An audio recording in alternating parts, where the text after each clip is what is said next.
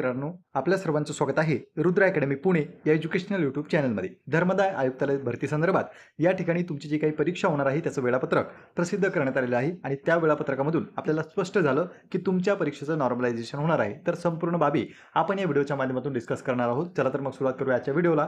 तुम्ही जर चॅनलवर पहिल्यांदा आलेले असाल तर चॅनलला सबस्क्राईब करून घ्या, कारण की अशाच नवनवीन अपडेट तुम्हाला आपल्या चॅनलवर मिळत असतात. त्यापूर्वी पहा मित्रांनो, जर तुम्ही सिरियसली परीक्षा देत असाल तर या ठिकाणी सराव पेपर तुम्हाला उपयोगी पडू शकतात, कारण की आता आपली एक्झाम होणार आहे आणि एक्झामची तयारी जर पूर्वीपासूनच तुम्ही केली तर एक्झाममध्ये तुमच्या ज्या सिली मिस्टेक्स असतात त्या या ठिकाणी होणार नाही. त्यासाठी आपण लॉन्च केलेली आहे टेस्ट सिरीज आणि पूर्ण ही टेस्ट सिरीज धर्मदाय आयुक्तालयाची भरती आहे त्याला स्पेसिफिक आहे. यामध्ये जर तुम्ही पाहिलं तर 21 सराव पेपर आहेत. सर्वच्या सर्व प्रश्न हे TCS पॅटर्नवर आधारित असणार आहे आणि विशेष बाब म्हणजे काय तर यामध्ये आपण लेटेस्ट चालू घडामोडींच्या प्रश्नांचा देखील समावेश केलेला आहे, म्हणजे त्याचा थेट फायदा तुम्हाला एक्झाममध्ये होऊ शकतो. ही जर टेस्ट सिरीज तुम्हाला घ्यायची असेल तर तुम्ही दिलेल्या नंबरवर कॉल करू शकता. 7350037272 या नंबरवर कॉल करून तुम्ही तुमचं नाव नोंदवा आणि टेस्ट सिरीज सोडवण्यास सुरुवात करून द्या, कारण की आपली परीक्षा आता तोंडावर आहे.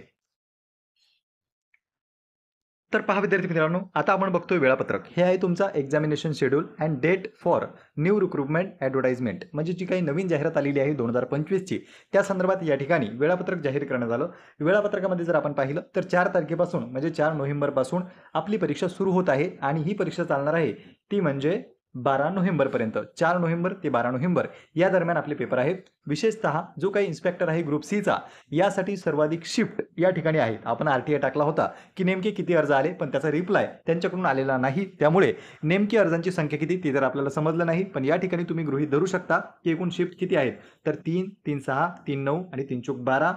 त्यानंतर ह्या पुन्हा 3 म्हणजे 15 अशा एकूण इन्स्पेक्टर जे आहे ग्रुप सी चा जो काही निरीक्षक हे पद आहे यासाठी टोटल 15 शिफ्ट आहेत मित्रांनो. किती? 15. आणि याची परीक्षा जर तुम्ही पाहिली तर प्रत्येक दिवशी म्हणजे टोटल 6 दिवसांचा 6 नाही, खालचे 4 आणि वरचा 1 म्हणजे टोटल 5 दिवस या पदाची परीक्षा होत आहे आणि यासाठी एकूण 15 शिफ्ट आहेत.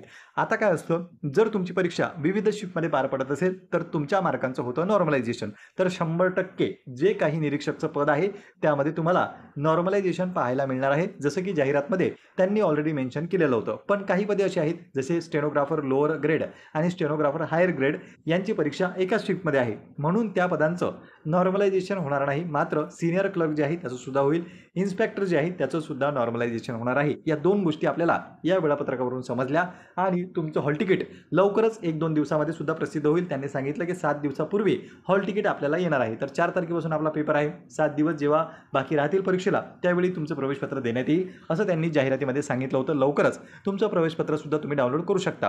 प्रवेशपत्र डाउनलोड करण्याची लिंक ही ज्यावेळी तुम्ही लॉग इन करण्यासाठी वापरली होती तीच लिंक आहे, ती मी ऑलरेडी ग्रुपला टाकलेली आहे. ग्रुपमधून तुम्ही त्या लिंकवर जाऊ शकता आणि जेव्हा लॉग इन सुरू होईल त्यावेळी तुम्ही तुमचं प्रवेशपत्र डाउनलोड करू शकता आणि नेमकी तुमची एक्झाम कोणत्या तारखेला आहे ते तुम्हाला प्रवेशपत्र आल्यानंतर समजणार आहे. तर पहा विद्यार्थी मित्रांनो, इथे आपण संपूर्ण माहिती जाणून घेतली. तुम्हाला जर सिलेबस वगैरे जर पाहायचा असेल तर त्यावर आपण ऑलरेडी व्हिडिओ टाकलेला आहे, तो तुम्हाला आपल्या चॅनलवर मिळून जाईल. डिटेलमध्ये सिलेबस काय आहे, एक्झामचा पॅटर्न काय आहे, नेमकी जी गटामध्ये विभागणी केलेली आहे ती काय आहे, त्याची संपूर्ण माहिती आपण मागच्या व्हिडिओमध्ये पाहिली होती. तुम्ही जर तो व्हिडिओ बघितलेला नसेल तर तो सुद्धा एकदा परीक्षेला जाण्यापूर्वी तुम्ही पाहू शकता, म्हणजे परीक्षेमध्ये तुम्हाला कोणतीही शंका राहणार नाही.